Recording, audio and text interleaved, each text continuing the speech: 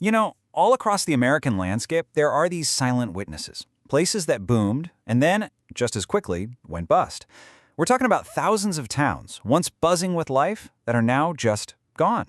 Just echoes in the dust. So let's dive into the incredible story of America's vanished towns. I mean, it's a wild question when you think about it, right? How does a whole town, a place filled with people's hopes and dreams and families, how does it just disappear? Well, that's exactly what we're going to get into. What built these places up and what ultimately tore them down. Okay, so to figure out why a town dies, you first have to look at how it was born.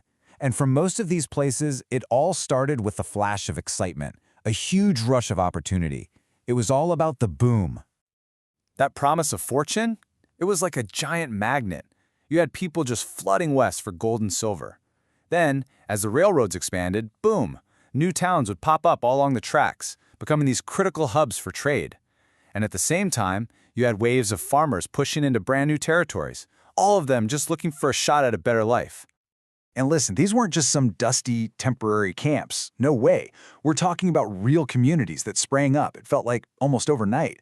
You'd have a main street just bustling with businesses. You'd hear kids in a schoolhouse. You'd see churches going up. These were towns built on pure, raw ambition.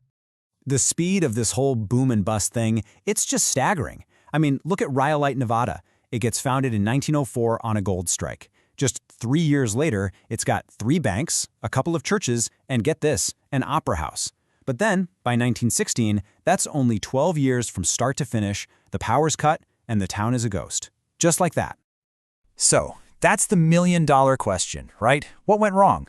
Why did the lights go out in Rhyolite and in thousands of other towns just like it? Well, the reasons can get pretty complex, but they usually boil down to about 5 main things. First, the resource that the town was built on, gold, silver, timber, whatever, it just runs out. Or the whole economy propping the town up could just completely collapse. A really critical railroad line might get moved, basically cutting the town off from the world. Sometimes, a natural disaster would just wipe a place out. And other times, well, people just packed up and moved on to bigger cities, looking for the next big thing. You can kind of group these causes into 2 big buckets. You've got your man-made problems, right? Like the mine running dry or the railroad company deciding to build their line somewhere else. But then you've got the raw power of Mother Nature. We're talking floods, fires, or farmland just getting so exhausted it couldn't grow anything anymore. And a lot of the time, it was a devastating mix of both. And you can see these exact factors playing out in some of the most famous ghost towns in the US. There's Bodie, California, a classic gold rush town that's so well preserved, it honestly feels like people just walked away yesterday. But then you've got the absolutely wild story of Centralia, Pennsylvania. Its downfall came from something way, way stranger. So back in 1962, something happened in Centralia that basically sealed its fate. See, a coal seam deep in the mines right under the town caught fire. And that fire, it's still burning to this day. Because of that unstoppable underground fire, a town that once had over 1,000 people was pretty much totally abandoned. Today, the population is estimated to be 5 people. Can you imagine? So what's left? After all the people are gone, what do these places actually feel like today? What are those echoes in the dust? I'll tell you, walking down one of these empty streets, it's a really eerie, powerful feeling. You can literally peek into an old saloon, see a classroom covered in dust, or just stand in a house where you know a family once lived their lives.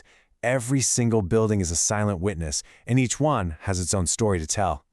And that really gets to the core of what a ghost town is, It's not just some empty place on a map. To be a real ghost town, the bones of the place, the buildings, the structures, they have to still be standing. They're the visible remains that remind us of the life that used to be there. Okay, so beyond just being cool, fascinating history, these towns actually have some pretty powerful lessons for us today. So what can a ghost town teach us? Well, if you boil it all down to one single idea, it's this: prosperity is fragile. I mean, think about it. The booms that built these towns must have felt unstoppable at the time. But now, they're this powerful, quiet reminder that good fortune can disappear in the blink of an eye.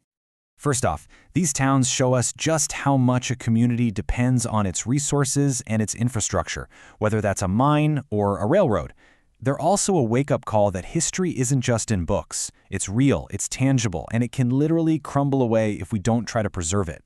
And maybe most of all, they tell this incredible story about human ambition, that powerful drive to build something new, even when the odds are stacked against you. But you know what?